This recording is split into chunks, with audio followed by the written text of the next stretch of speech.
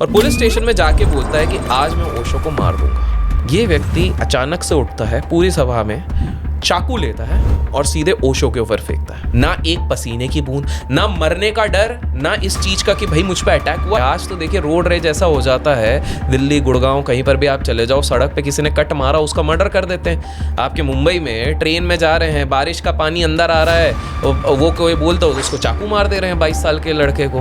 भाई साहब लड़के लोगों को डर लगने लग गया शादी करने से कि कभी कोई नीले ड्रम में मिलेगा, कभी किसी को जाके किसी लोनावला के फोर्ट से धक्का दे देंगे। मतलब ये चीज़, और वहीं पर ओशो ऐसे कर रहे हैं। उनकी डेथ हुई कैसे? मतलब ज़्यादातर लोग जानते हैं कि यूएस गवर्नमेंट ने उनको बंद कर दिया था, उनके बॉडी में कुछ तो किया था। ओशो की माँ उस समय पे आश्रम में ही थी। जब उनके पास ये खबर पहुंची तो पहला शब्द, दे किल्ड माय सन, उन्होंने मेरे बेटे को मार दिया। विद्यासागर जी महाराज जी ने क्या क्या किया सोचिए। एक ऐसा संत जिसके सामने खुद हमारे देश के प्रधानमंत्री नरेंद्र मोदी जी नतमस्तक होते थे, वो ये है।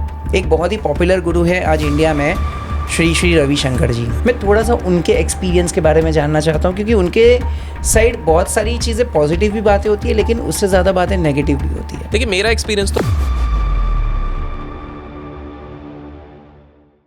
So welcome guys. आपकी एकदम हैवी डिमांड थी हमारे प्रीवियस वीडियो के ऊपर। आपने बहुत सारे लोगों ने कमेंट किया था कि अभिषेक भाई को वापस से बुलाओ, वापस से ऐसे टॉपिक के ऊपर डिस्कशन करना है जैसे हमारे इंडिया के जो पॉपुलर गुरुज हैं उनकी सच्चाई क्या है, क्या ऐसी चीज़ है जो लोग उनके बारे में नहीं जानते, क्या चीज़ उन्होंने छुपाई गई है। इन सारी चीज़ों के बारे में आज हम बात करने वाले हैं। और ये सारे टॉपिक पे बात करने के लिए आपके फेवरेट गेस्ट को वापस से मैंने रिक्वेस्ट करके बुलाया है, अभिषेक कर सर। तो चलो without wasting time let's begin the discussion. Abhishek भाई, thank you so much for coming again. आप हमारे चैनल के सबसे पॉपुलर गेस्ट हैं और बिलीव मी कितने सारे लोग, हज़ारों लोग कमेंट करते हैं, आपकी स्पिरिचुअलिटी की बातें उन लोगों से कनेक्ट होती है। प्रीवियस डिस्कशन में हमने ओशो के बारे में बात की थी जी। मैं शुरुआत वहीं से करना चाहूँगा। लोगों की कमेंट आ रही थी, मैं पहले तो वही लेना चाहूँगा। लोग कहते हैं कि भाई ओशो, कुछ लोग उनके पॉजिटिव साइड है, कुछ लोग नेगेटिव साइड है, लेकिन थोड़ा जड़ के बारे में जानना चाहता हूँ कि उनको एनलाइटमेंट कभी मिला, कैसे मिला, और क्या सच में वो एनलाइटेंड थे? तो first of all thank you so much, आपने मुझे वापस यहाँ पर इनवाइट किया। तो देखिए ओशो एक ऐसी मिस्ट्री है ना जिसको शायद आने वाले और 100 साल भी लग जाएंगे तो शायद सॉल्व नहीं होगी। एनलाइटनमेंट की बात करें तो जो एक नॉर्मल धारणा है जो सभी को पता है कि जब वो 21 वर्ष के थे, 21 ईयर एज के थे, उस समय पे वो एक जबलपुर के गार्डन में थे जब उनको अचानक से एक पेड़ के नीचे एनलाइटनमेंट मिला था। लेकिन लोगों ने कब ओशो का ऑरा समझा, ये एक बहुत ही इंटरेस्टिंग कहानी है जो मैं आपके दर्शकों को बताना चाहूँगा। तो समय शुरू होता है ऑलमोस्ट 80s में। इस समय पे ओशो अपने डिस्कोर्स दे रहे हैं गीता के ऊपर, और गीता के ऊपर उनकी वाणी बहुत मधुर है, बहुत डिटेल में वो दे रहे हैं।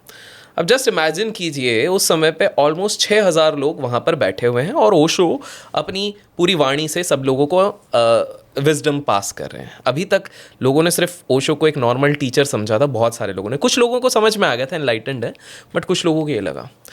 अब कुछ लोगों को शायद पता नहीं है इसकी बैक स्टोरी, फिर मैं आऊँगा फ्रंट स्टोरी पे। तो शुरुआत ऐसे होती है कि एक व्यक्ति उस समय पे पुणे में जाता है पुलिस स्टेशन पे सबसे पहले, और पुलिस स्टेशन में जाके बोलता है कि आज मैं ओशो को मार दूंगा, आज I am going to kill Osho. ये सीधे पुलिस स्टेशन पे जाके बोलता है और वहाँ पर अपना कन्फेशन करके निकल जाता है। अब स्वाभाविक सी बात है, आज के समय पे अगर कोई व्यक्ति जाएगा पुलिस स्टेशन पे जाके ये चीज़ बोलेगा तो उसको तो अरेस्ट कर लिया जाएगा सस्पिशन में कि भाई क्या बोल रहा है भाई, तुम तो मारने वाले हो। बट इसको अलाउ किया क्या? इंटरेस्टिंग, बाद में आप कनेक्ट कर पाओगे क्यों करा है। तो ये व्यक्ति जाता है और जब 5-6 हज़ार लोगों की भीड़ बैठी है, सब ओशो को सुन रहे हैं, ये वहीं पर बैठा हुआ है। और ये जो व्यक्ति रहता है, मैं नाम नहीं लूँगा, अगर कुछ लोग गेस कर सकते तो कमेंट्स में बताएंगे। ये व्यक्ति अचानक से उठता है, पूरी सभा में चाकू लेता है और सीधे ओशो के ऊपर फेंकता है। एंड जस्ट इमेजिन, लगता है उनको? नहीं, ओशो के जस्ट साइड पे ये जाके वहाँ पर जो पोडियम रहता है वहाँ पर लग जाता है। अब एक स्वाभाविक सी बात है, अगर आप, मैं, नॉर्मल कोई भी इंसान बैठेगा तो एक बार अरे क्या हो गया, अरे पकड़ो उसको, यही करेगा। यहीं पर ओशो की महानता सबको दिखी। ओशो ने उधर देखा, 1 सेकंड, दूसरे सेकंड, मतलब इतने शांति से दूसरे सेकंड ओशो ने ये चीज़ कही एक हास्य के तरीके से कि ये देखो इंडिया मेड प्रोडक्ट यहाँ पर भी फेल हो गया। और ये देखो भाई मेरे को मारने आया था, इसको निशानेबाजी करनी तक नहीं आती है। और उसके बाद जब ओशो के सारे सन्यासी जो वहाँ पर बैठे थे या रेगुलर जो लोग सुनने आए थे, वो लोग बिल्कुल आग बबूला हो रहे थे कि हमारे गुरु की तरफ आपने चाकू कैसे फेंक दिया, आप ओशो को मारने कैसे वाले हो। वहीं पर ओशो ने माइक में कहा कि विनम्रतापूर्वक इनको बाहर लीजिए और जाके आराम से छोड़ के आइए, कोई हाथ नहीं उठाएगा। और ओशो के सभी सन्यासियों उनके ऑर्डर को पूरी तरीके से पालन किया, बाहर छोड़ा और इस चीज़ को वहाँ पर रिजॉल्व किया गया। लेकिन यहाँ पे कहानी ख़त्म नहीं होती है, थोड़ी बहुत से शायद ये कहानी पता होगी आगे की, मैं आपको बताता हूँ और इंटरेस्टिंग चीज़। अब इस व्यक्ति को तो छोड़ दिया और ओशो ने अपना डिस्कोर्स वहीं नॉर्मल कंटिन्यू किया। मतलब आप सोचिए एक इंसान इस लेवल के कंटेंटमेंट में और प्रेजेंटनेस पे पहुँच गए हैं कि उनको इस चीज़ का कोई अभाव नहीं, वो अपने काम पर ही फोकस कर रहे हैं। That is number 1। लोग मान गए भाई सही में महान इंसान है, ना एक पसीने की बूंद, ना मरने का डर, ना इस चीज का कि भाई मुझ पे अटैक हुआ, ना उन्होंने वो वेंजेंस की तरफ से बोला है। आज तो देखिए रोड रेज ऐसा हो जाता है, दिल्ली गुड़गांव कहीं पर भी आप चले जाओ, सड़क पे किसी ने कट मारा उसका मर्डर कर देते हैं। आपके मुंबई में ट्रेन में जा रहे हैं, बारिश का पानी अंदर आ रहा है, वो कोई बोलता हो तो उसको चाकू मार दे रहे हैं 22 साल के लड़के को। भाई साहब लड़के लोगों को डर लगने लग गया शादी करने से कि कभी कोई नीले ड्रम में मिलेगा, कभी किसी को जाके किसी लोनावला के फोर्ट से धक्का दे देंगे। मतलब ये चीज़ है और वहीं पर ओशो ऐसे कर रहे हैं। लेकिन फिर क्या हो गया था, बिकॉज ऑफिशियल उसमें क्योंकि बाहर पुलिस थी तो एक एफआईआर दर्ज हो गई थी उस व्यक्ति पे। अब टेक्निकली देखिए एफआईआर हुआ, कुछ तो एक्शन होना चाहिए, क्योंकि आप सोचिए 5 से 6 हज़ार लोग विटनेस हैं उस डिस्कोर्स में। उस टाइम पे वीडियो नहीं, ऑडियो रिकॉर्ड होता है, ऑडियो भी है, वो चाकू का जो आवाज़ आता है ठन करके आवाज़ है, इसका भी है, पैनिक का भी 1 सेकंड का आवाज़ है, और ओशो ने क्या बोला है उसके बाद वो भी आवाज़ है। तो एविडेंस पूरा है। मतलब इतनी भरी सभा में आज के टाइम पे कोई अगर किसी भी रिलीजियस गुरु को करेगा, सबके पास पता है ये एविडेंस है, सामने जेल फांसी सब होगा, सब है। लेकिन अब इंटरेस्टिंग होता है, ये लोअर कोर्ट पे जाता है। जो लोग को लीगल सिस्टम पता है, पहले लोअर कोर्ट होता है, फिर हाई कोर्ट, फिर सुप्रीम कोर्ट, इस तरह से। और लोअर कोर्ट बोलता है कि नहीं होता है तो आप ऊपर ऊपर जाते हैं। अब लोअर कोर्ट में बिकॉज ओशो के जो डिसाइपल्स थे वो बहुत रिच लोग भी थे, तो उन लोगों ने किसको अफोर्ड किया होगा सोचो एज अ लॉयर? जेठमलानी। उस समय के सबसे एक्सपेंसिव लॉयर्स, जिन लोगों को नहीं पता भैया, जेठमलानी ने एक समय पे दाऊद को भी किया हुआ है, जेठमलानी ने एक समय पे हर्षद मेहता को भी किया है, सारे टॉप शॉट को किया हुआ है। और एटलीस्ट जो रिकॉर्ड रहा है जेठमलानी जी का, बिकॉज यार सोचो एक लॉयर हमारे देश में जिसको एक एक प्रेजेंस का उस समय पे 20-25 लाख रुपए मिल रहा है, तो मतलब कितने बड़ी बिग शॉट थी। तो स्वाभाविक से पता लोअर कोर्ट में तो आराम से उनको जीतना चाहिए। वो लोअर कोर्ट पे इतने एविडेंसेस होने के बाद भी हार गए, क्योंकि ओशो ने कहा था नहीं, वो ओशो के सन्यासी नहीं थे। वो लोगों का मानना है कि काफ़ी ज़्यादा पॉलिटिकल इंटरफेरेंस था, जिसके चक्कर में आप सोचो लोअर कोर्ट में ही केस नहीं किया। और फिर ओशो ने भी बोला कि अब इसको कंटिन्यू कुछ नहीं करना है, मेरे को इससे वैसे भी मतलब नहीं है। तो उस व्यक्ति ने जिसने अटेम्प्ट टू मर्डर किया, सबके सामने था, सब लोगों ने देखा, फिर भी कोई केस फाइल ही नहीं बनी और उसको रिहा कर दिया गया। ऐसा माना जाता है कि उस समय पे जो पॉलिटिकल पार्टीज थी उन्हीं में से कोई रिबेलियस बंदे को भेजा गया था ओशो को मारने के लिए। तो इस दिन लोगों को विश्वास हुआ कि यार ओशो मतलब इतने पहुंचे हुए वो हैं व्यक्ति कि इतना कुछ होने के बावजूद इन्होंने ये चीज़ नहीं करी। तो एनलाइटनमेंट ऑल्दो उनको वो एक पेड़ के नीचे मिला था, लेकिन उसके एविडेंसेस जीवन में इधर सबसे पहली बार वो रोबस्ट। वैसे तो और भी किस्से हैं जो एक एक करके हम ड्यूरिंग द कॉन्वर्सेशन। तो मैं ये जानना चाहता हूँ कि फिर उनका मतलब उनकी डेथ हुई कैसे? मतलब ज़्यादातर लोग जानते हैं कि चलो कुछ यूएस गवर्नमेंट ने उनको बंद कर दिया था, उनके बॉडी में कुछ तो किया था, थोड़ा सा उसके बारे में बताइए। तो देखिए मैंने आपको 3 पहलू बताता हूँ ओशो की मृत्यु की, ठीक है, और फिर मैं ऑडियंस से बोलूँगा आपको डिसाइड करने, मैं अपना व्यू भी दूंगा लेकिन उसमें। तो पहली जो चीज़ है वो जो आप बिल्कुल कह रहे हैं यूएस गवर्नमेंट की।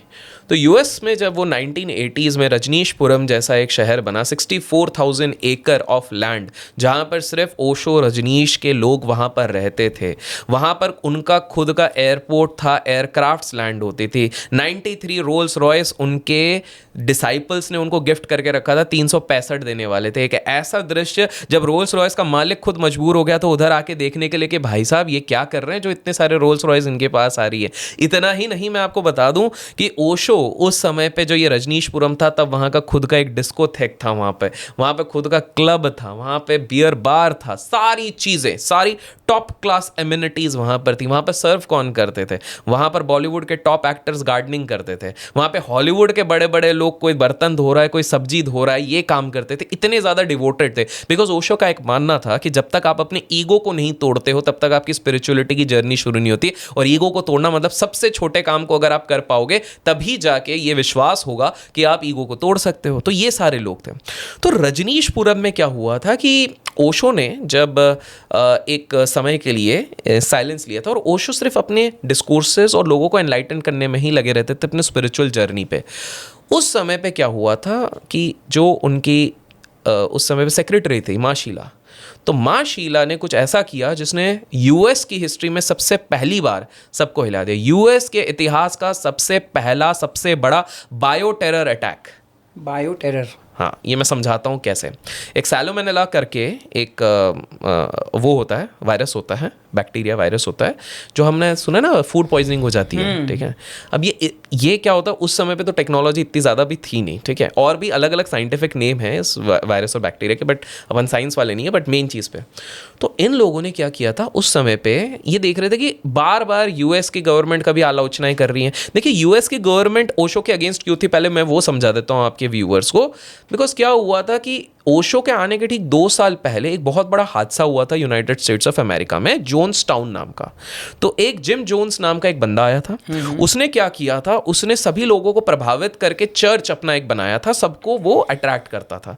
वो धीरे धीरे करके उसने स्कैम करके एक आई थिंक साउथ अमेरिका में उसने अपना राज बना लिया था, और वहाँ पर करीब करीब 900 साढ़े 900 लोगों को लेके चले गया था।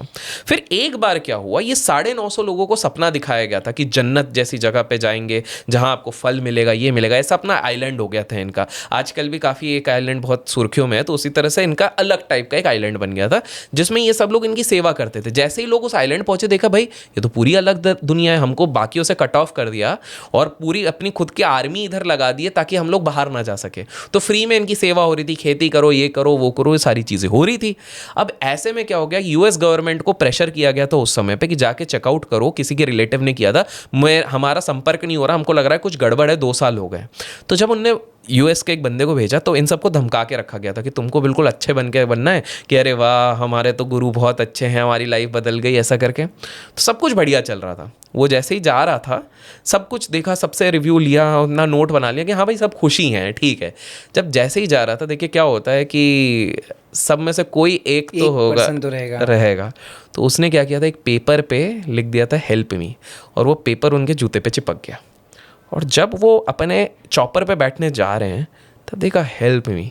फिर वो पलटे और वो इंटोरिगेट करने लगे, इन्वेस्टिगेट करने लगे कि भाई इधर कुछ तो गड़बड़ है, बताओ ये वो करके, ऐसा करके।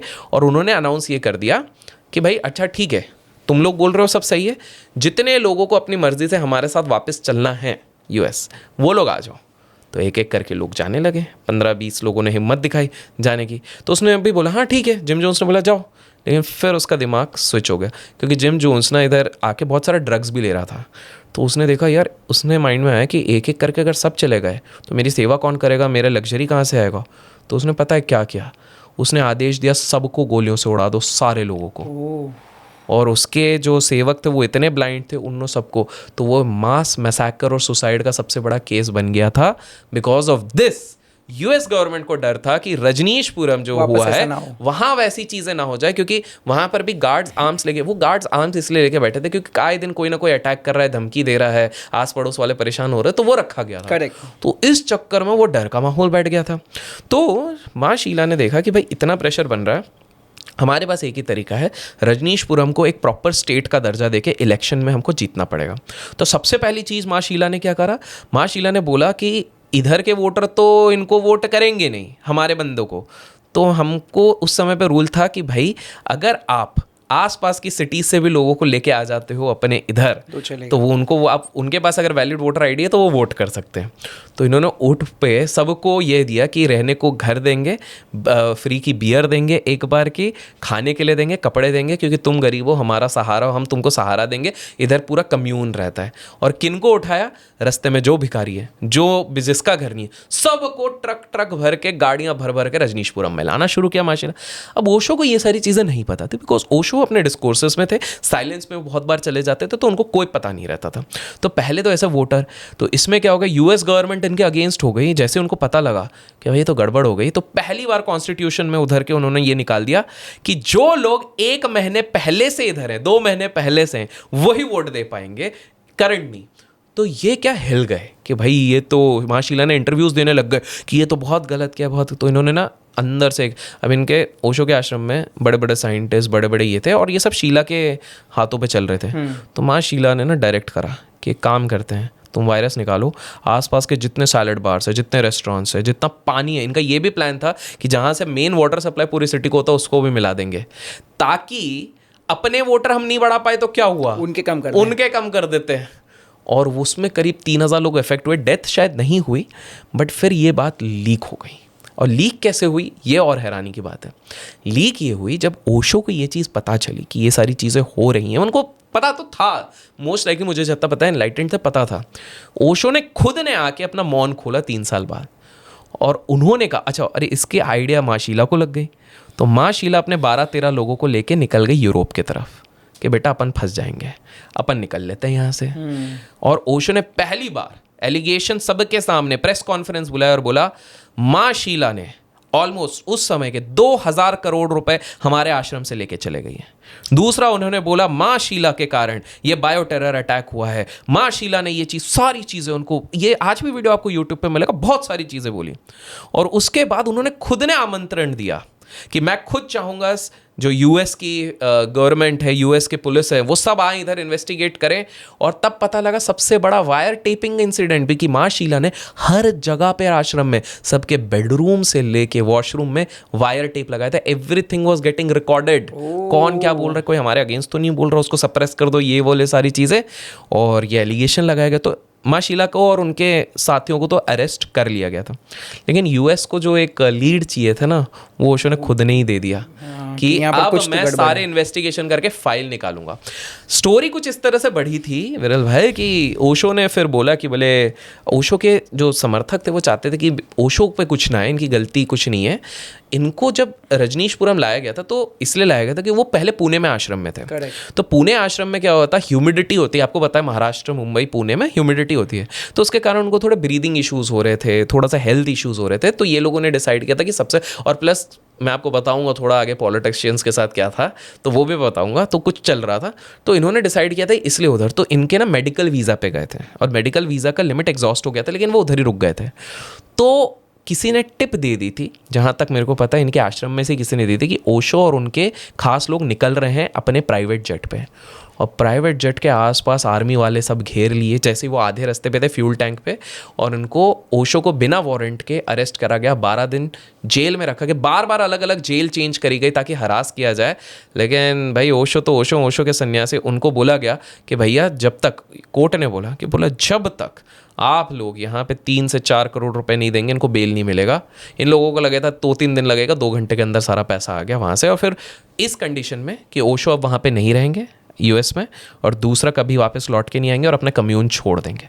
फिर वहाँ से वो लेके, तो पहला अटेम्प्ट तो भाई ये था जब ओशो ने बाद में डिस्कोर्स में बोला कि जब मैं यूएस की जेल में था ना, तो मैं राइट साइड पे मुंह करके सोता था, और मेरा राइट साइड पूरा ख़राब हो गया, क्योंकि इनने थेलियम नामक एक पदार्थ है, एक पॉइजन है, जो ओशो के खाने में इनने छुपके से मिला दिया था। थेलियम एक ऐसी पदार्थ है जिसका ना टेस्ट होता है ना स्मेल होता है, ट्रांसपेरेंट होता है, तो पता भी नहीं चलेगा। तो उस चक्कर में, क्योंकि यूएस वालों का एक बहुत इंटरेस्टिंग किस्सा, ये उस समय के जनरल ने वहाँ पर बोला था, जो यूएस अटर्नी जनरल था, उसने बोला था कि यूएस ने तो प्लान बना लिया था कि ओशो को हम ख़त्म कर देंगे, लेकिन अगर हम ख़त्म करते तो ओशो उस स्टेट पे पहुंच गए थे, स्टेटस पे, कि लिटरली यूएस अटर्नी ने एग्जांपल दिया था, it would be next to जो जीसस का क्रूसिफिकेशन हुआ था उसके हिसाब से। तो अगर हमने कर दिया ना, तो पूरी दुनिया हमारे अगेंस्ट हो जाएगी।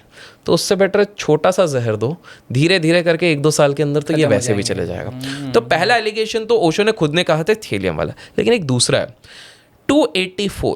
अब आप सोच रहे हो 284 क्या है? बड़ा इंटरेस्टिंग है। ये ओशो के भाई ने खुद ने चीज़ कही है। उन्होंने कहा है कि एक 284 डेज का जेस्टेशन पीरियड होता है। देखिए, जब भी माँ एक बच्चे को जन्म देती है तो 9 महीने लगते हैं, अप्रॉक्सीमेटली 280 से 284 डेज लगते हैं जब माँ बेटे को जन्म देती है। तो ओशो के ब्रदर ने ये बताया कि ओशो बिकॉज वो एनलाइटेंड थे, तो जितने भी संत होते हैं उनको ये चीज़ का ज्ञात होता है, जिस तरह वो आए हैं वो कब जाएंगे इसका अनुभूति हो जाता है। और उनको एग्जैक्ट 284 डेज पहले ओशो को ये चीज़ पता लग गई थी कि वो होगा। अब याद रखिए, एक बच्चा दुनिया में कहाँ से आता है? नाभि से आता है, क्योंकि एम्बिकल कॉर्ड को वहाँ से काटा जाता है। तो ऐसा कहा जाता है कि जब किसी की मृत्यु होती है उसको भी पता चल जाता है, अगर वो कॉन्शियस लिविंग कर रहा है 284 डेज पहले, उसकी जान उसकी नाभि से जाने वाली थी, और ओशो को ये चीज़ पता थी। और इसलिए 284 डेज पहले ओशो ने अपना आखिरी डिस्कोर्स दिया। उसके बाद उन्होंने धीरे धीरे जितनी बुक्स प्रिंट होती थी उनके डिस्कोर्स पे, ओशो ने आज तक एक भी किताब नहीं लिखी। जिन लोगों को लगता है ओशो ने किताब लिखी, ओशो ने आज तक एक भी किताब नहीं लिखी। जो भी 650 किताबें ओशो के नाम पे बिक रही हैं वो उनके डिस्कोर्सेज हैं, वो सिर्फ बोले थे उन्होंने। तो वहाँ पर उन्होंने सबके सबटाइटल चेंज करने लग गए कि एक आखिरी गीत गा लूँ फिर तो मैं चला, इस तरह के वो लाइंस ऐड करने लग गए, जिससे लोगों को समझ में आने लगा कि भैया। लेकिन तीसरा अब मैं बताता हूँ जो मर्डर मिस्ट्री है। एक किताब है हु किल्ड ओशो, अगर आप लोगों को समय मिले तो पढ़िए। इसमें इन्वेस्टिगेटिव जर्नलिज्म किया है, और ये शायद आप लोगों का दिमाग खोल देगा कि भाई ओशो का तो मर्डर हुआ है। कैसे, समझाता हूँ। इसमें क्या हुआ है, जो इन्वेस्टिगेटर उसने एक चीज़ बताई कि जिस दिन ओशो की मृत्यु हुई, जिस दिन डेथ हो गई, तो उस दिन कुछ सीन इस प्रकार से था। गोकुल, आई थिंक गोकुल नाम था डॉक्टर का, डॉक्टर गोकुल, जो उनका पर्सनल, मुंबई में नहीं गोकुल दास नहीं, गोकुल, डॉक्टर गोकुल करके एक थे, ठीक है, पुणे में थे, उनकी पुणे की किस्सा। तो डॉक्टर गोकुल थे। डॉक्टर गोकुल को कॉल जाता है और पूछा जाता है कि डॉक्टर गोकुल आप आ जाइए इधर, एक पेशेंट है। बताया नहीं गया कौन है। बोले ठीक है। उसके बाद उनको ये रात को 12-1 बजे पहुंचते हैं। इनको 4 घंटे वेट कराया जाता है गोकुल जी को कि आप बैठे रहो। 4 घंटे बाद आके इनको बताया जाता है अरे ओशो नहीं रहे, आप प्लीज़ आके चेक करो। जैसे ही वो उधर जाते हैं, पहली चीज़ पता है वो क्या नोटिस करते हैं? इनको बोला गया अरे ओशो अचानक से चले गए हैं। इनको प्रेशर किया जाता है कि आप ये बताओ कि ओशो का हार्ट अटैक हो गया है। अब आप सोचोगे क्यों हार्ट अटैक ही क्यों बोल रहे हैं? क्योंकि क्या होगा, अगर हार्ट अटैक किया तो ऑटोप्सी करने की ज़रूरत नहीं है, कोई इन्वेस्टिगेशन की ज़रूरत नहीं है, पुलिस को कुछ की ज़रूरत नहीं है, फटाफट क्रिमेशन करके सब खत्म किया जा सकता है, कोई प्रूफ ही नहीं बचेगा। इनको प्रेशर किया जाता है और ये प्रेशर में आके फिर उनको लिखते हैं पहली। लेकिन इनका मानना है कि जब उन्होंने इनका हाथ देखा तो ओशो के हाथ में वॉमिट के स्टेन्स थे, विच मीन्स कि कुछ तो प्रेशर शायद किया गया था जिसके चक्कर में हाथों में स्टेन्स थे। पहला नंबर 1। दूसरी चीज़, ये प्रेशर किया गया।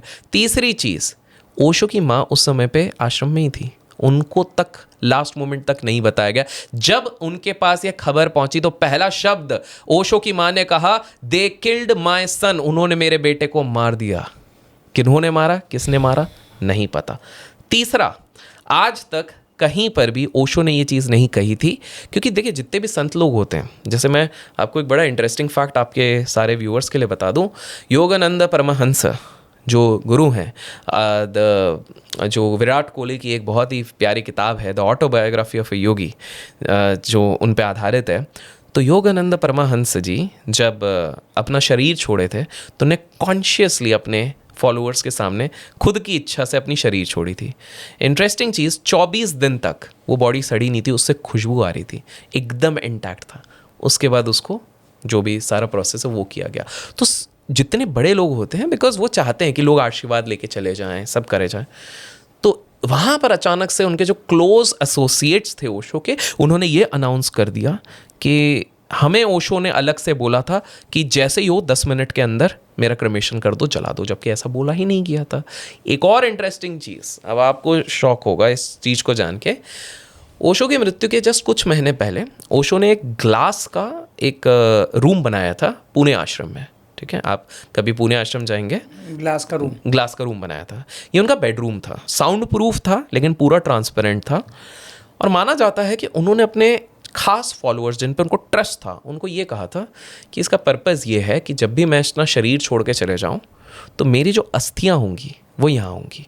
तो ये एक वो जगह बन जाएगी जो लोगों को मेडिटेट करने के लिए, जिनको मेरा प्रेजेंस फील करना है, समाधि, मेरी समाधि यहाँ पर रहेगी, उसके लिए रहेगा। और दूसरी चीज़ उन्होंने बोला था कि भाई मेरी समाधि जहाँ पर भी होगी वहाँ पर एक बोर्ड लगा देना, never born, never died, just visited this planet between this year to that year, बस ये। लेकिन पता है क्या हुआ है, उनके डेथ के बाद उस जगह को बस एक स्पेसिमेंट बना के रख दिया गया था। तो अब आपके दिमाग में ये सवाल होगा कि समाधि कहाँ है? हम नेपाल में गए थे, वहाँ पर था जी। तो क्या किया गया है कि कुछ अच्छे लोग जैसे स्वामी आनंद अरुण जी, जिनसे आप भी मिले, हम भी मिले, आपने एक शूट भी किया है उनके साथ, तो कुछ लोगों ने स्मार्टली किसी तरीके से ओशो की, क्योंकि इनको पता था कि कुछ लोग हैं जो शायद ओशो का अंश नहीं रखना चाहेंगे, उन्होंने यहाँ से वो जो अस्थियाँ थी वो लेके प्रिजर्व कर ली पुणे में और कहीं नेपाल में और कुछ कुछ जगह पर दे दी हैं, जिसको ये करेंगे। पर पता है इनकी डेथ से एक और शॉकिंग चीज़ है, अभी बात करते करते तो मुझे ध्यान है, असली शॉकर जिससे ये प्रूफ शायद होता है कि बहुत बड़ी कॉन्स्पिरेसी थी जिसके चक्कर में ओशो को मारा गया था। ये ओशो ने अपना जीवन छोड़ दिया था 1990 में, लेकिन असली ट्विस्ट है 2013 में, अभी 2013, हाँ, बिल्कुल आज से 12-13 साल पहले। 2013 में इंडिया से नहीं आया ये हिंट, यूरोप से आया। 2013 में यूरोप के एक कोर्ट में अचानक से एक पेपर आता है एंड वो क्लेम करता है कि ओशो की जितनी भी इंटेलेक्चुअल प्रॉपर्टी है, जितने भी मेडिटेशन, जितने भी बुक्स, जितनी रॉयल्टीज है, वो सब ओशो ने 1990 में एक विल लिख के साइन करके हम पे ट्रांसफर कर दी थी और ये हमें बाइज्जत सारी चीजें ट्रांसफर की जाए। अब क्या हो गया कि जब इतनी बड़ी चीज़ हो गई तो ऑब्वियसली खबर यहाँ तक तो आएगी, क्योंकि पुणे के भी एसेट्स हो गए ना उसमें अटैच। तो थैंकफुली पुणे में कुछ अच्छे सन्यासी थे ओशो के, उन्होंने इस चीज़ को चैलेंज करा बॉम्बे हाई कोर्ट में। बॉम्बे हाई कोर्ट ने बोला, फाइट चलती रही, लेकिन प्रॉब्लम क्या था कि वहाँ पे लोगों के पास तो भाई साइंड कॉपी है ना। तो बॉम्बे हाई कोर्ट ने बोला हमारे पास कुछ ज़्यादा एविडेंस है नहीं उस समय पे, तो हम क्या कर सकते हैं। कोर्ट वालों ने बोला कि भाई इसमें हम ज़्यादा कुछ कर नहीं सकते। बट थैंकफुली ओशो के जो ट्रू लॉयल लोग थे वो गिव अप करना नहीं चाहते थे, तो उन्होंने बोला प्रूफ कैसे करें। तो इंडिपेंडेंट फॉरेंसिक लैब में उस डॉक्यूमेंट को लेके गए और पता है क्या पता लगा कि वो सिग्नेचर फ्रॉड है। ओशो ने कभी साइन ही नहीं किया, क्योंकि ओशो के सन्यासियों को पता था कि उन्होंने बोला था मैं कुछ लेके नहीं आया, कुछ लेके नहीं जाऊंगा, सब इधर ही रह जाएगा। तो अब आप सोचो कौन हो सकते हैं जो अचानक से 2013 में ये। तो देखिए 3 थ्योरी हुई हैं, एक थेलियम वाली जिसके कारण लोग कहते हैं ओशो की ये हुआ है, एक जो यहाँ पे फटाफट क्रमेशन वाली चीज़ हो गई है कि भाई ये वो इसके कारण ये चीज़ हो गई। तीसरा जो 284 डेज़ वाला कि ओशो ने अपने आप अपने शरीर छोड़ दिया था, उनको पता चल गया था ये है। अब मैं ऑडियंस पे छोड़ना चाहूँगा कि क्या ये नेचुरल डेथ थी या फिर मारा गया था ओशो को। मेरे हिसाब से तो ये मर्डर था, अब बाकियों का देखना पड़ेगा। सर ये चीज़ तो चलो आपके इससे बहुत अच्छे से समझ गई कि भाई 3 आपने अलग अलग प्रूफ दे दिए और सुन के मुझे भी लग रहा है ये मर्डर था। लेकिन अभी मैं ये जानना चाहता हूँ कि ये लोग ने ऐसा किया क्यों, मतलब क्या चाहिए था? क्या उनको इनकी प्रॉपर्टी चाहिए थी? क्या ये 93 रोल्स रॉयस चाहिए थी? देखिए आप ये चीज़ समझिए, 93 रोल्स रॉयस तो पहले मैं समझा दूं, बहुत लोगों का सवाल होगा कि ओशो की 93 रोल्स रॉयस का क्या हुआ। तो जब ओशो को जब 12 दिन हिरासत में रखा गया और उसके बाद भगवान रजनीश को वापस इंडिया डिपोर्ट किया गया ये बोल के कि आप अब यूएस कभी नहीं आ पाओगे, दैट इज नंबर 1, और रजनीशपुरम का कोई आप ताल्लुक नहीं रखोगे, तो Rajneeshpuram because of the legal expenses and everything कर्जे में आ गया था। तो वहाँ की सरकार ने एक एक करके सारे रोल्स रॉयस ऑक्शन कर दिए, सारी प्रॉपर्टी ऑक्शन कर दी। तो जिन लोगों को ये लगता है कि वो 93 रोल्स रॉयस क्या वापस आई, नहीं, वो सारी ऑक्शन हो गई। हाँ, ओशो के कुछ जो लॉयल फॉलोअर्स थे उनमें से कुछ लोगों ने वो कुछ ऑक्शन में वो चीज़ खरीद ली, बट सब कुछ वहाँ का रजनीशपुरम को ख़त्म कर दिया गया था। That is number 1। Talking about Osho के पास सबसे बड़ी चीज़ थी ओशो की वाणी, ओशो के पास ओशो का विजडम, डिस्कोर्सेस। तो डिस्कोर्सेस उस समय पे काफ़ी प्रिंटिंग प्रेस से आता था, काफ़ी ज़्यादा मैगजीन्स, काफ़ी सारे उनके ये चीज़ होते थे। रजनीशपुरम में एनुअल जब लोग मिलने आते थे ओशो को, एक एक दिन में इतना बड़ा इवेंट होता था कि 5 लाख 6 लाख लोग तक वहाँ पर आ जाते थे अपने अपने अलग अलग देश से। तो कैन यू इमेजिन। तो सीन क्या हो रहा था कि नो डाउट पुणे आश्रम एक बहुत बड़ा एसेट था, ठीक है, और भी बाकी जो उनके काम थे वो बड़ा एसेट था। क्यों, कैसे, आप ये समझिए। इवन जब ओशो भारत वापस आए थे सेकेंड टेन्योर पे, तो सबसे बड़ा प्रॉब्लम क्या हो रहा था, स्पेस कैपेसिटी का। इवन फर्स्ट टाइम पे आश्रम के अंदर 5 से 7 हज़ार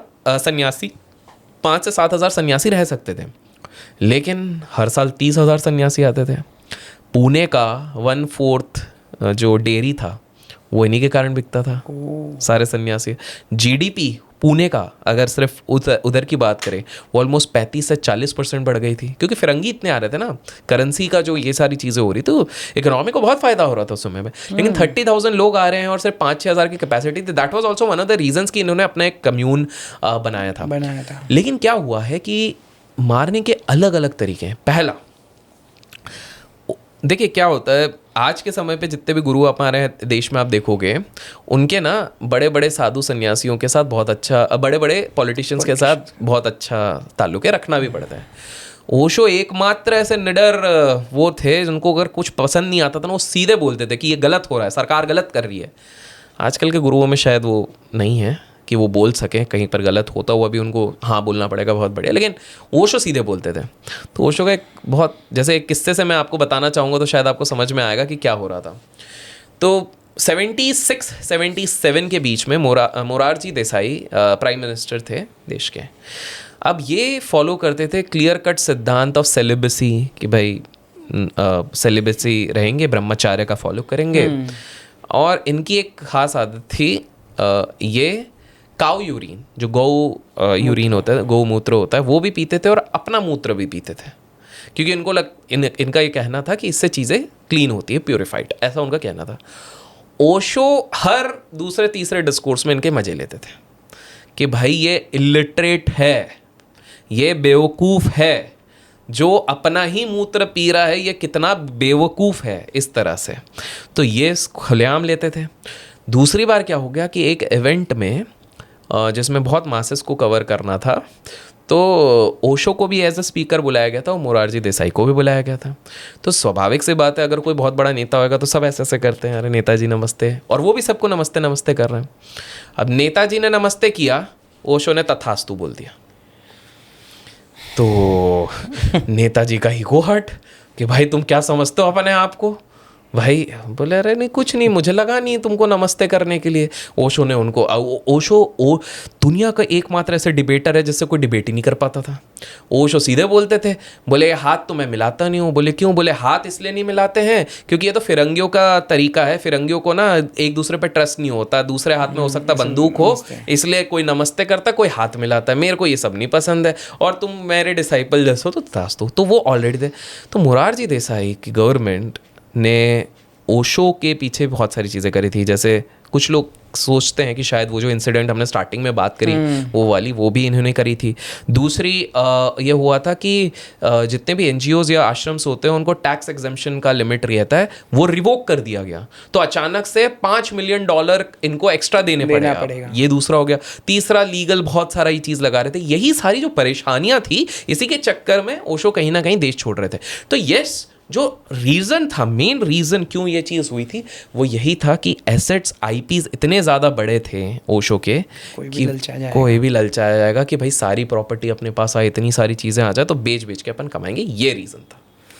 अमेजिंग। ये सारी चीज़ें मुझे पहली बार पता चली, honestly speaking. And I am very sure जितने लोग ये पॉडकास्ट देख रहे हैं, आपको भी ओशो के इस साइड के बारे में आज ही पता चला रहेगा कि भाई ऐसा भी क्या बोलते हैं, वो षड्यंत्र उनके खिलाफ चल रहा था, पॉलिटिशियंस के तरफ साइड से भी, उनके इंटरनल टीम के साइड से भी।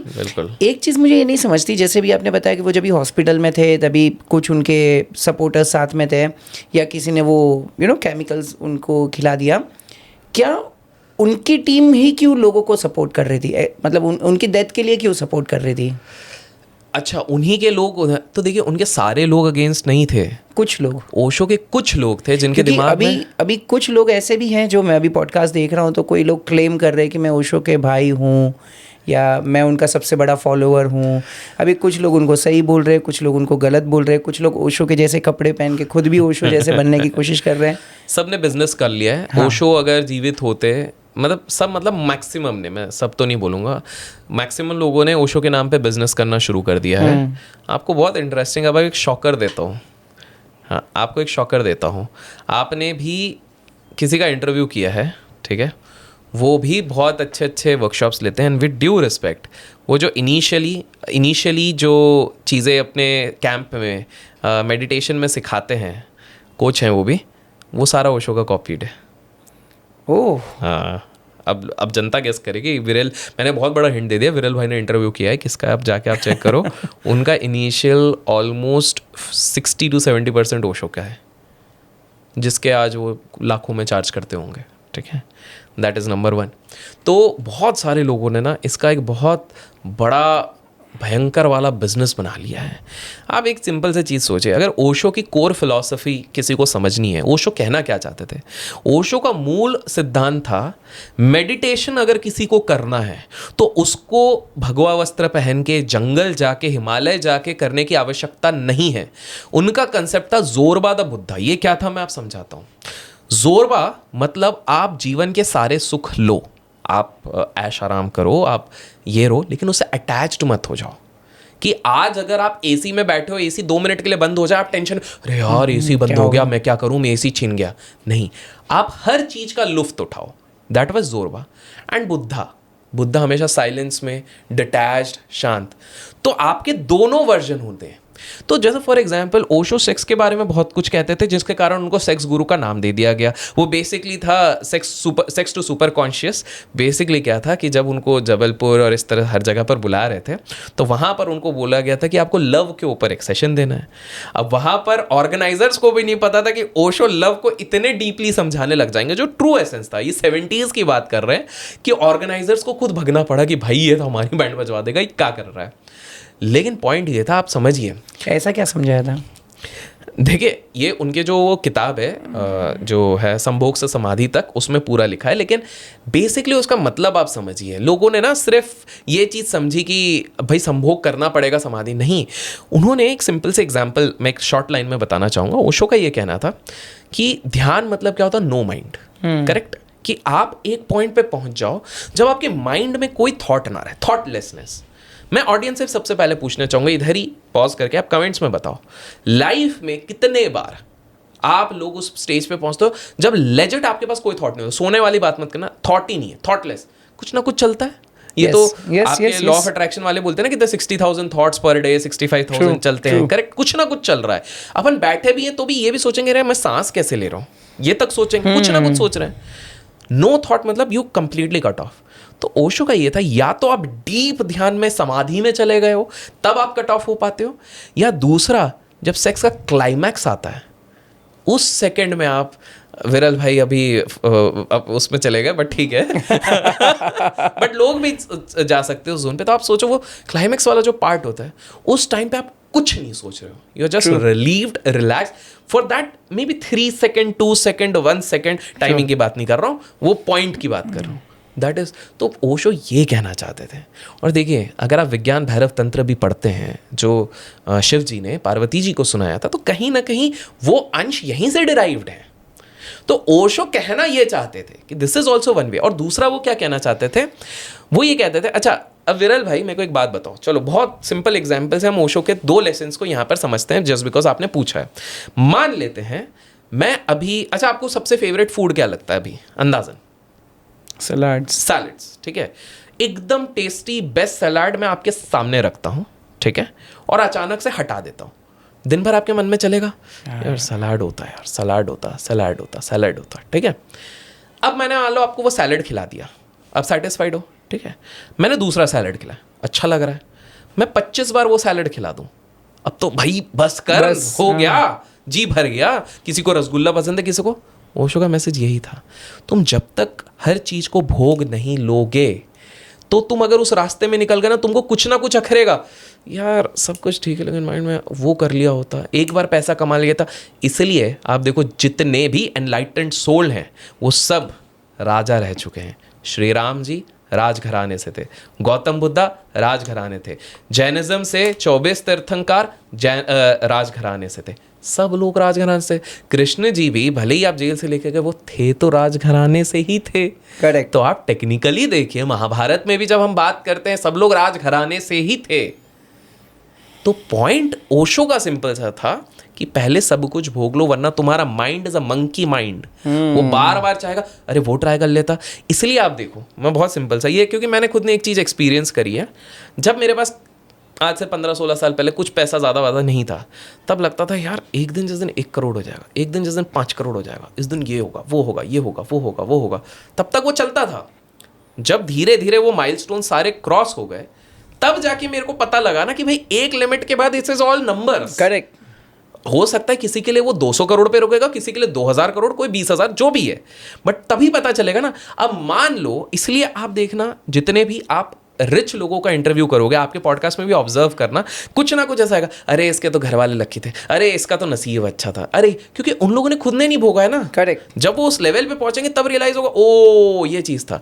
तो मेन क्रक्स ओशो का ये सिंपल था, मेडिटेशन का अर्थ ये नहीं है कि तुम जंगल में जाओ, पहाड़ में जाओ। मेडिटेशन का अर्थ ये है तुम जो जब कर रहे हो तुम तब वही कर रहे हो। तुम अगर बुक पढ़ रहे हो तो तुम सिर्फ बुक पढ़ रहे हो, 10 नोटिफिकेशन नहीं देख रहे हो। तुम ये जब पॉडकास्ट देख रहे हो तो तुम लाइक करो, कमेंट कर रहे हो, पॉडकास्ट ही देख रहे हो, तुम कुछ और नहीं कर रहे हो। जब तुम कुछ नॉलेज ले रहे हो तो तुम नॉलेज ले रहे हो। लेकिन प्रॉब्लम क्या हो रही है, जैसे फॉर एग्जांपल साइंस की अगर मैं बात कर दूं, आज लोगों का ब्रेन क्यों वीक हो रहा है, it is because of multitasking. Multitasking basically क्या होगा कि आप इधर स्क्रॉलिंग भी कर रहे हैं, आप उधर फोन पे दूसरे पे बात भी कर रहे हैं, आप यहां से आपकी वाइफ कुछ बोल रहे हैं वो भी सुन रहे हैं, तीनों चीज की इफेक्टिवनेस गई। आप सोचो, विराट कोहली द विराट कोहली नहीं बनता अगर वो जब प्रैक्टिस कर रहा है वो सिर्फ प्रैक्टिस नहीं करता, अगर वो प्रैक्टिस भी कर रहा है, डांस भी कर रहा है, उसके बाद अनुष्का से बात भी कर रहा है, वो विराट कोहली नहीं बनता। तो यही पॉइंट ओशो समझाना चाहते थे।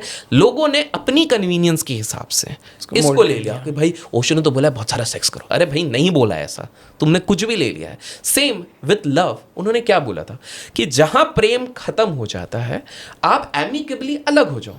ये 70s में बोला, तब लोगों ऑफेंड हो गए। आज क्या हो रहा है, एट द एंड डिवोर्स हो रहा है। लोग फ्रस्ट्रेशन में कर रहे हैं, उससे बड़े खुशी खुशी कर लो कि हाँ यार नहीं मैच हो पाया अपना वेवलेंथ, गलती हो गई, तुम भी अपने रास्ते, मैं भी अपने रास्ते। That is what he said. Amazing amazing amazing, बहुत सारी चीज़ें सीखने मिल रही है। लेकिन फिर भी कहीं ना कहीं अभी हम बात कर रहे थे जैनिज्म के बारे में। मैं कहीं ना कहीं ये ओशो के इस थॉट के प्रोसेस से भी मतलब मैं अलाइन नहीं कर पाता हूँ बहुत बार।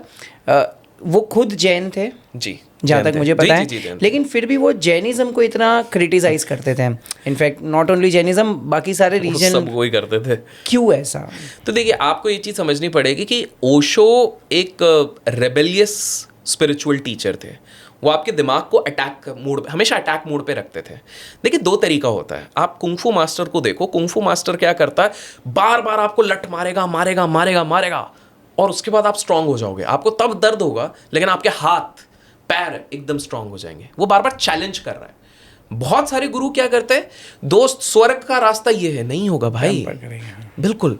तो ओशो आपकी थॉट को चैलेंज कर देते हैं हमेशा, क्या ये सही है? इसलिए आपको हमेशा देखना, ओशो का पहला डिस्कोर्स देखोगे, 70th डिस्कोर्स देखोगे, कुछ अलग दिखेगा। क्योंकि ओशो ये मैसेज भी देना चाहते थे, किसी पे भी ब्लाइंडली बिलीव मत करो, चाहे वो मैं ही क्यों ना हूं। वो ये तक दिखाना चाहते थे कि be human in this case. तो ओशो ना बहुत चीज़ों के थॉट प्रोसेस के अगेंस्ट थे।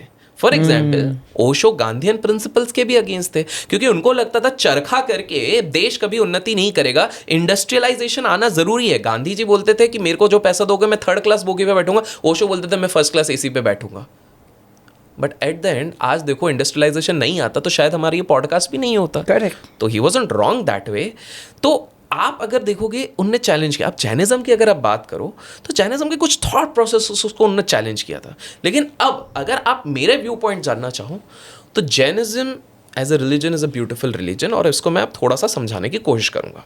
देखिए, जैनिज्म में क्या होता है, जैनिज्म के हमको पहले 5 सबसे सिंपल सिद्धांत समझने पड़ेंगे।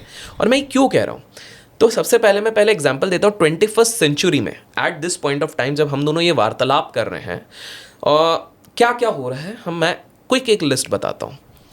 ये हो रहा है कि भाई मेघालय के में हनीमून में जा रहे हैं और धक्का दिया जा रहा है। उदयपुर में किसी की शादी फिक्स है, धक्का दिया जा रहा है। ट्रेन में झगड़ा हो रहा है, मर्डर हो रहा है। रोड रेज में लोगों का मर्डर हो रहा है। उसके बाद आपका कहीं पे उथल पुथल मची हुई है। कहीं पे लोग जस्ट बिकॉज रिवेंज मोड पे हैं, किसी को माफ नहीं कर पा रहे हैं तो वो उसका मर्डर कर रहे हैं। फिर उसके बाद ये हो रहा है कि लोग सिर्फ एक ही पर्सपेक्टिव से सोच रहे हैं, जबकि आप जिसमें एक्सपर्ट है एआई मल्टीपल पर्सपेक्टिव पे सोच रहा है। अगर आप बोलोगे कि भाई लोगों की इच्छाएं खत्म ही नहीं हो रही हैं, आज लैम्बोर्गिनी है, कल बेंटले चाहिए, उसके बाद रोल्स रॉयस चाहिए, खत्म नहीं हो रहा।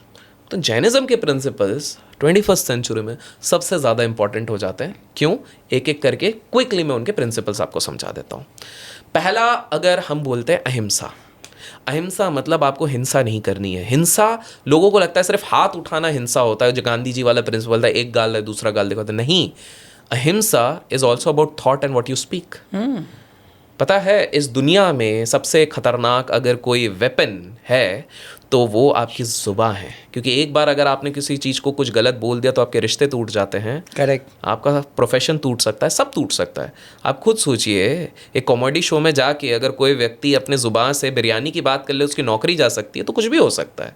मैं किसी का नाम नहीं ले रहा हूँ, गूगल कर लेना, बट ये वाली चीज़ है। तो अब आप ये समझिए, अहिंसा मतलब आप एक्चुअल में ना किसी के लिए कुछ बुरा ज़्यादा बोल रहे हो। अब जाने अनजाने में हम लोग ये गलती कर देते, लेकिन जैनिज्म ये सिखा रहा है। और मैं एक एग्जाम्पल भी दूंगा, एक बहुत ही बड़ी एग्जाम्पल इसके बाद दूंगा। तो अहिंसा, अनेकांतवाद, ये मेरा one of the favourite topics है। इसको समझाने के लिए जैनिज्म में एक हाथी का एग्जाम्पल लेते हैं।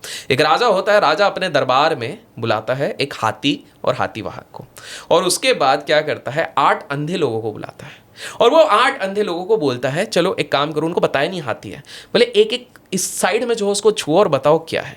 एक जन उसका पाँव छूता है, बोलता है अरे खंबा है, ठीक है। एक जन सूंड छूता है, अरे बोले ये सांप जैसा कुछ लग रहा है। एक जन ट्रंक छूता है, वो बोलता है ये तो कुछ चाकू जैसा, बहुत हथियार जैसा कुछ लग रहा है, ऐसा करके। एक जन कान छूता है, बोले ये तो वो वाला पंखा है। टेक्निकली क्या ये सब गलत है? नहीं, क्योंकि फील तो वही हो रहा है, लेकिन है तो ये हाथी। बेसिकली एक ही हाथी का अलग अलग पर्सपेक्टिव है। आज के ज़माने में आर्टिफिशियल इंटेलिजेंस से ज़्यादा अगर हमें कोई चीज़ चाहिए, उसको कहते हैं एंशिएंट इंटेलिजेंस। ये एंशिएंट इंटेलिजेंस था जो बता रहा था कि हर चीज़ के मल्टीपल पर्सपेक्टिव होते हैं। एंड आपकी भाषा में अगर कहूँ तो एक प्रॉम्प्ट अगर आप ग्रॉक को दोगे, एक जेमिनाई को दोगे, सेम अगर जीपीटी को दोगे, और सेम जो भी सारे मॉडल परप्लेक्सिटी को दोगे, सब अपने अलग अलग अपना मॉडल के हिसाब से अपना फंक्शनिंग दिखाएंगे। तो अनेकांतवाद यही कहता है कि अलग अलग प्रेशर। आदि गुरु शंकराचार्य ने भी ये कहा था, एक बार जब वो रास्ते में जा रहे थे, रस्सी एक जन के सामने गिर गया था, अंधेरा था, वो बोला अरे सांप सांप सांप, जैसे ही लाइट जलाया डर वैसा ही था, तो देखा अच्छा तो रस्सी है। सेम चीज़, अलग अलग पर्सपेक्टिव। तो प्रॉब्लम क्या है कि हम अलग अलग पर्सपेक्टिव से देख ही नहीं रहे, और ये होता है। फॉर एग्जाम्पल, हम हमेशा सोच रहे हैं कि हम जो सोच रहे हैं वो सही है। मेरा दोस्त मेरा फ़ोन नहीं उठा रहा है, क्यों नहीं उठा रहा है? ये साले ने मुझसे दोस्ती तोड़ दी है। ये तो बिल्कुल हम ये सोच ही नहीं पा रहे कि हो सकता है उसकी लाइफ में प्रॉब्लम चल रही है। हम ये सोच ही नहीं पा रहे, हो सकता है वो दोस्त का एक्सीडेंट हो गया है और वो अब रहा ही नहीं है। हम सोच ही नहीं रहे, हम एक ही। तो अनेकांतवाद इज द सेकेंड प्रिंसिपल। तीसरा, अपरिग्रह। अब अपरिग्रह क्या होता है? अपरिग्रह इज बेसिकली डिटैचमेंट, कि आप मटीरियलिस्टिक चीज़ों से आप जुड़ नहीं जा रहे हो। बेसिकली आज जो है वो है, कल नहीं भी रहेगा। तो आपका ओशो के पास पहले 93 रोल्स रॉयस थी, तब भी ठीक था, जब पुणे आ गए नहीं था तब भी ठीक था। ये होना चाहिए। आप खुद सोचो, इसका सबसे बेस्ट एग्जांपल मैं आपको बताता हूँ डिटैचमेंट का। मैं आपसे पूछता हूँ विरल भाई, मान लो आज यहाँ पर बैठे बैठे जो कैमरा के पीछे वो आपके अकाउंट में 50,000 करोड़ रुपए डाल देता, मान लेते हैं है उनके पास, ठीक है, 50,000 करोड़ रुपए डाल दिए, best of the best vehicles दिला दी, बेस्ट ऑफ द बेस्ट घर दिला दिया, एंटिलिया से 4 गुना बड़ा घर दिला दिया, आपको कैसा लगेगा? बहुत अच्छा, बहुत अच्छा। और कल जब आप उठे सारी चीज़ें छीन ली गई, कैसा लगेगा? शैटर्ड नहीं हो जाओगे अचानक से कि भाई सब कुछ आके, होता है ना बहुत लोगों के पास सब कुछ आके अचानक से जब चले जाता है, करेक्ट, बहुत डिस्टर्ब हो जाओगे, डिप्रेशन में हो सकता है चले जाओ। अब जस्ट इमेजिन करो, सेम कहानी आज से 14,000 वर्ष पहले हुई। एक जन को अनाउंस किया गया तुम राजा बनोगे, सब कुछ मिलेगा, उसके साथ पूरी प्रजा है, सारी चीज़ें उनको मिल रही हैं, बट जस्ट बिकॉज उनकी जो सौतेली माँ थी उनको अपने बेटे को प्रमोट करना था एज अ किंग, वो अपने राजा को कन्विंस करती हैं कि नहीं आप इनको नहीं बना सकते हो, और उनको आके राजा बोलते हैं कि बेटा तुम नहीं बन सकते हो। उन्होंने चूं तक नहीं करी, ठीक है पिताजी आशीर्वाद, और उसके साथ तो 14 साल का वनवास भी जा रहे हैं। मैंने तो आपको ये भी नहीं बोला कि अब आपको कटोरा लेके बाहर बैठना है, उनको तो 14 साल का वनवास। मैं श्री राम, प्रभु श्री राम की बात कर रहा हूँ। उन तो इससे बड़ा डिटैचमेंट आप किससे सीख सकते हो कि कल सब कुछ था, आज सब कुछ चले गया, without even having an ounce of doubt on his face, प्रणाम करके पिताजी आपका आशीर्वाद बना रहे, माताजी आपका आशीर्वाद बना रहे, इनफैक्ट उन माता का भी पैर छूना जिन्होंने ये किया है। तो ये एक और एक प्रिंसिपल है, कर्मा का प्रिंसिपल। अब इसको लोग अलग अलग तरीके से लेते हैं। जैनिज्म में दोनों होते हैं, दिगंबर श्वेतांबर। गॉड का एग्जिस्टेंस एक अलग तरीके से दिखाया जाता है। इसमें कहते हैं कि आप अपने कर्मों से ही अपनी किस्मत लिखते हैं, जैसे हमारे सनातन में भी कहते हैं आगामी कर्म और सारे अलग अलग वर्जन्स रहते हैं।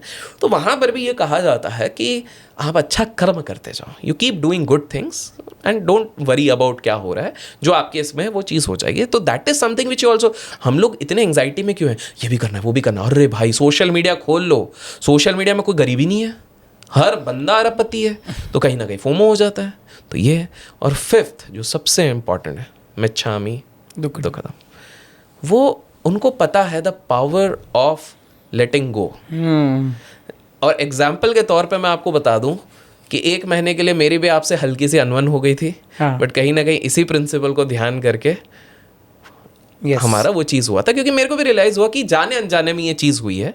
और जस्ट इमेजिन कीजिए उसके बाद जो एक रिलीफ दोनों को मिलता है। चलो ये वाली चीज़ है, क्योंकि कोई भी जानबूझ के नहीं होता, और हो गया तो किसी की परिस्थिति कुछ होती है, हम छोड़े और आगे बढ़े। तो अब जस्ट इमेजिन करो ये 5 प्रिंसिपल्स अगर आज के समय पे लोग फॉलो करें, और इनको कौन फॉलो करता था, मैं एक बहुत ही अच्छा, देखिए जैनिज्म की बात करते हैं तो सबका जनरल जो नॉन जैन्स हैं उनके दिमाग में महावीर जी आते हैं, ऑब्वियसली जो तीर्थंकर्स में बात करते हैं। लेकिन एक गुरु के बारे में मैं आज आप सबके समक्ष रखना चाहूँगा। जो जैन लोग हैं वो तो जानते होंगे, जो नहीं है उनको भी पता चल जाएगा। मैं बात कर रहा हूँ आचार्य जी श्री विद्यासागर जी महाराज। विद्यासागर जी महाराज के बारे में अगर आप जानेंगे, अगर आप थोड़ा समय देंगे तो मैं थोड़ा बताना चाहूँगा। जस्ट इमेजिन, कर्नाटका के ये रहने वाले हैं, ठीक है, लेकिन इनके आज यूट्यूब पे जाकर, दुर्भाग्यवश वो शरीर छोड़ चुके हैं, अगर यूट्यूब पे जाकर आप उनके सारी वाणियाँ सुनेंगे, वो हिंदी में देते हैं, और इतनी शुद्ध हिंदी में। संस्कृत आती थी उनको, हिंदी आती थी। तो आचार्य जी विद्यासागर जी जब उनका जन्म हुआ था तो माना जाता है उनकी माता को ऑलरेडी सेलेस्टियल लोगों का स्वप्न आया था कि कुछ अच्छा हुआ है, स्पिरिचुअल आपके घर पे आया हुआ है। इनको ना सबसे पहली बार दुख कब हुआ था, आप सोच के सोचो कितने बारीकी से संत लोग सोचते हैं। एक बार ये खेत गए एक, और उस खेत में उन्होंने देखा कि जो क्रॉप्स थे जितने हैं उन पे पेस्टिसाइड्स छेड़ के जा रहे हैं। क्यों? क्योंकि इंसेक्ट्स खा जाते हैं तो आपका फूड खराब होता है। और इन्होंने तब उनको दुख हो गया कि यार हम मानव भी कैसे हैं, हमारे खाने के लिए, कि हमारे खाने को हानि ना हो जाए, उन छोटे छोटे जीवाणु को मारने के लिए हम पेस्टिसाइड कर रहे हैं। सोचिए इतना डीप थिंकिंग कि उसके लिए उनको जीव हत्या के लिए इतना दुख हो गया।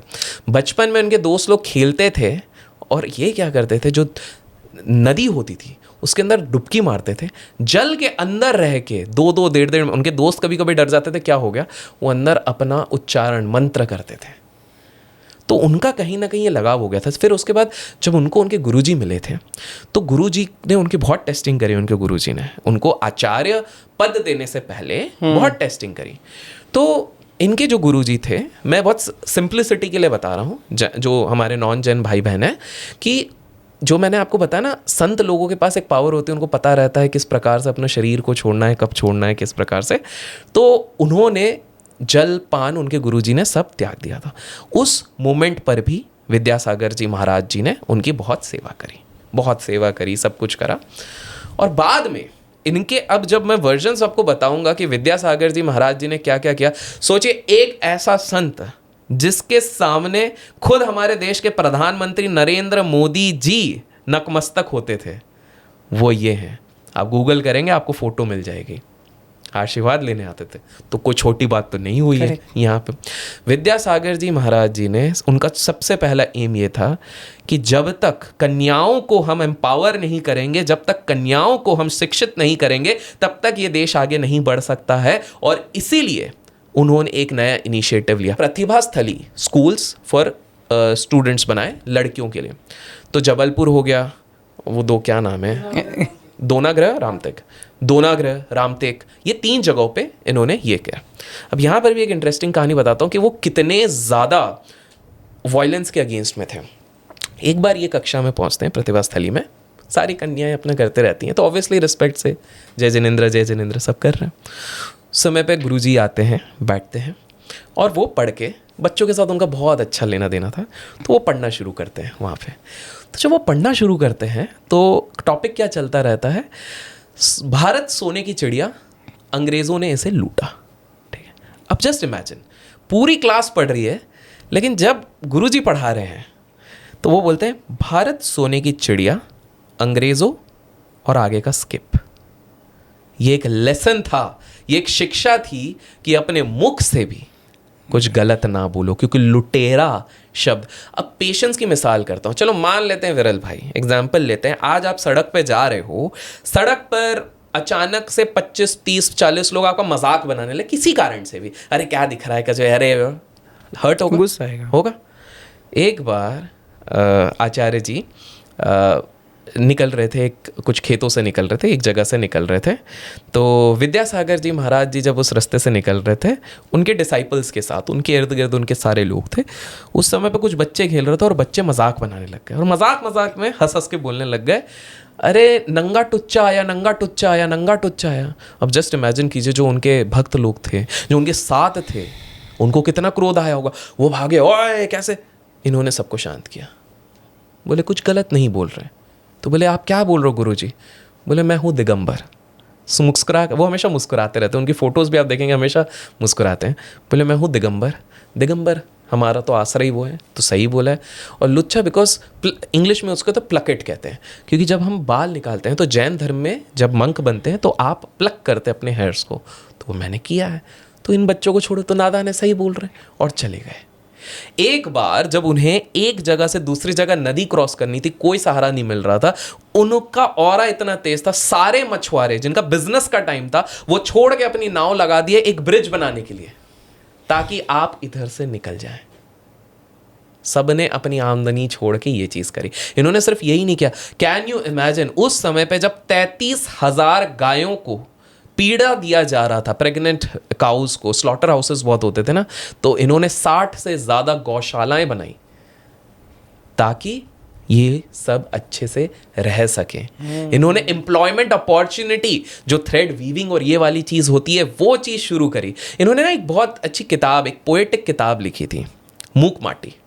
आप लोगों को भी समय मिले तो उसको ज़रा पढ़िएगा, इसका भी बड़ा इंटरेस्टिंग स्टोरी है। एक बार जब ये जा रहे थे तो इन्होंने देखा कुम्हार जो पॉट बनाते हैं, तो इन लोगों को देखा, तो इन्होंने देखा यार ये जो पॉट बना रहे हैं ये सारी चीज़ें, इन्होंने पूरे प्रोसेस को ऑब्जर्व किया आराम से। तो देखिए जब एक कलश पॉट बनता है तो क्या प्रोसेस रहता है, पहले गीली मिट्टी होती है, करेक्ट, गीली मिट्टी से ढांचा दिया जाता है, फिर थोड़ी देर सुखाया जाता है, फिर जब तक अग्नि में उसको ना डाला जाए तब तक वो एक वेसल नहीं बनता है। और उनका उद्देश्य यही था कि तप के बिना आप सैल्वेशन अटेन नहीं कर सकते हो। इस किताब के ऊपर 54 लोगों ने पीएचडी डिग्री अपनी पाई है, पीएचडी पाई है अपनी। इतना ही नहीं, 6 लैंग्वेजेस में इसको लिखा गया है ऑलमोस्ट। इन्होंने इसके अलावा भी 40 किताबें लिखी थी। एक और, जैसे मैं इनका एक किस्सा बताता हूँ, बड़ा हैरानी वाला था। इन्हें ना हर्पीज़ था एक समय पे, जो न्यूरल में बहुत उनको पेन दे रहा था, फिर भी ये मुस्कुराते थे, क्योंकि वो कहते थे ये तो शरीर का दर्द है, असली चीज़ तो आत्मा होती है। वो फिर भी लोगों को अपना ज्ञान देते थे।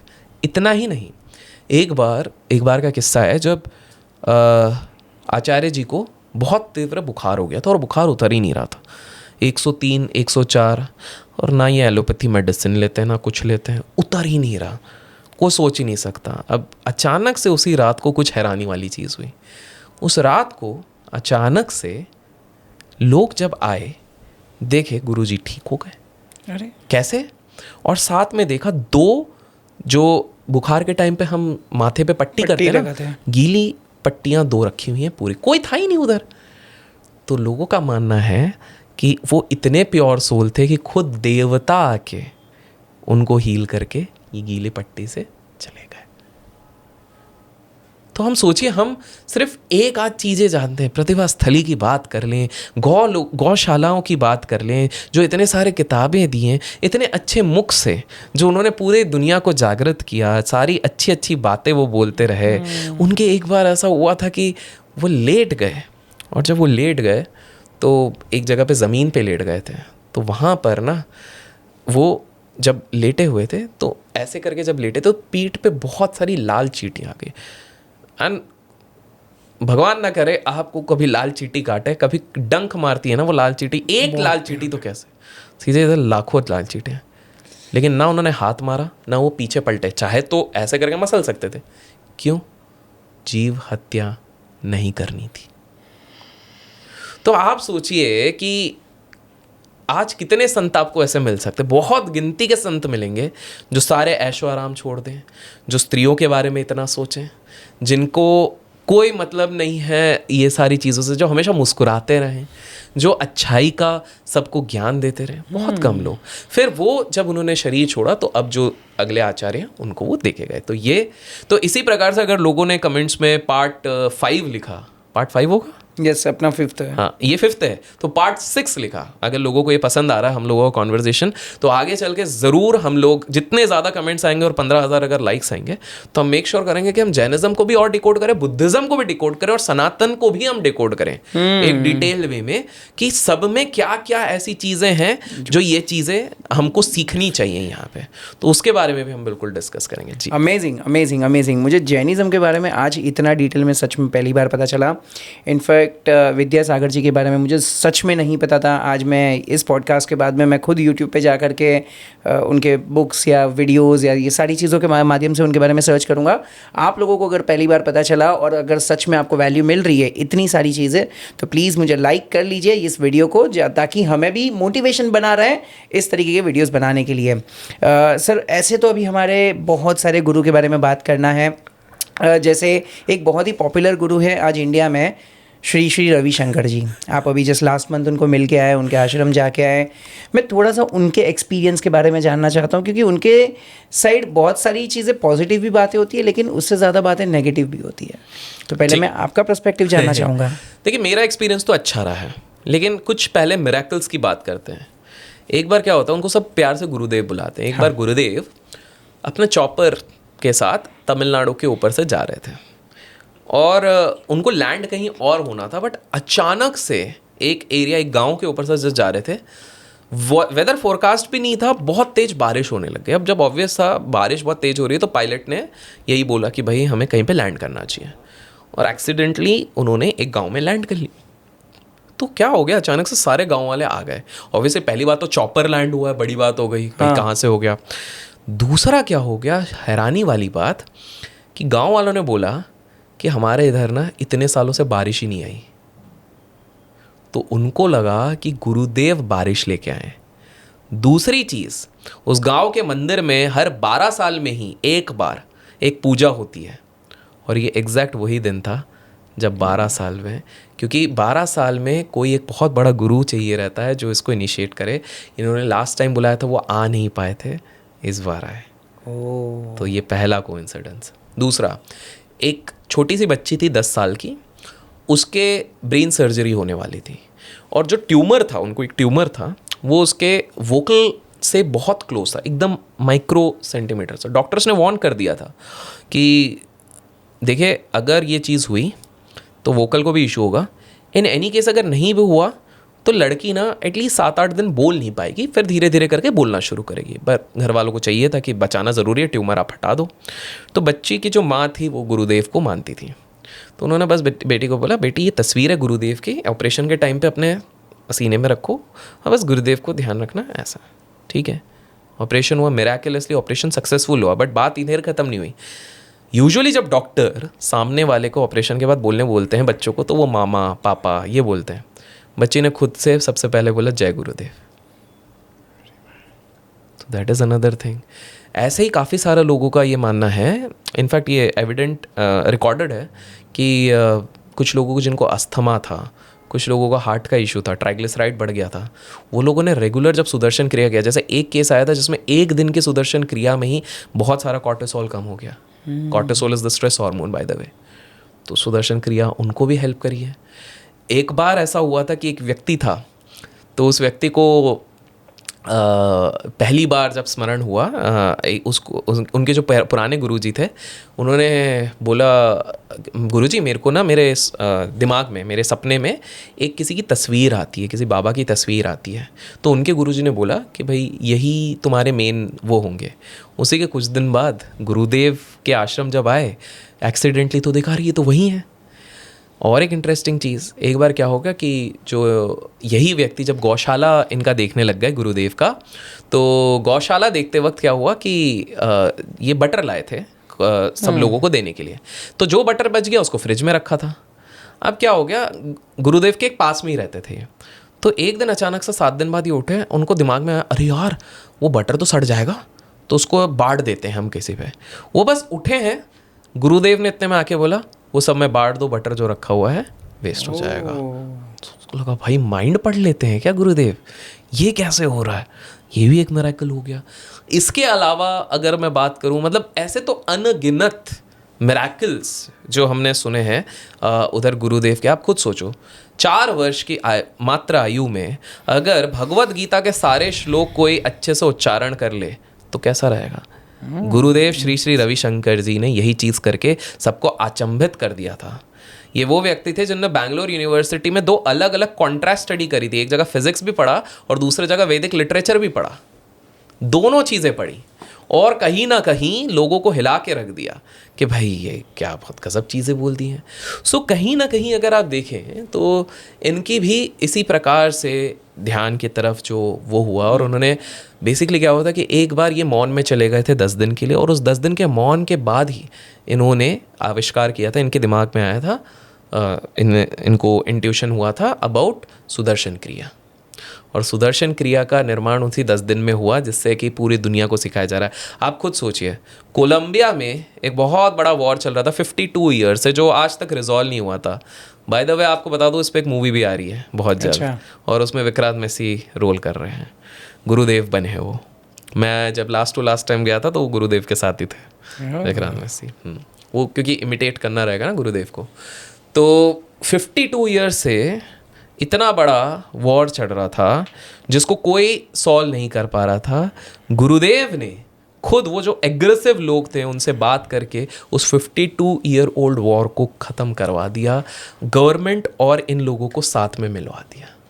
इतना ही नहीं, इराक हो गया, गल्फ कंट्रीज हो गया, ISIS आपने सुना होगा, आइसिस से पीड़ित 1000 से ज़्यादा कन्याएं थी, विमेन थी, जिनको मॉलेस्ट किया गया, रेप किया गया, अब्यूज़ किया गया, उनको इन्होंने शेल्टर कैंप में ट्रेन करके उस पूरे डिप्रेशन से निकाला। आर्मी वाले जो थे, जो सारे डिपोर्टेड थे, वो लोगों के अंदर ना एक मेंटल अलर्टनेस वाली चीज़ होती है कि कभी भी आर्मी वाले को अटैक कर सकते, तो वो एक अलग जोन में चले जाते रिटायरमेंट के बाद, क्योंकि अचानक से कभी भी अटैक हो सकता ना आर्मी का।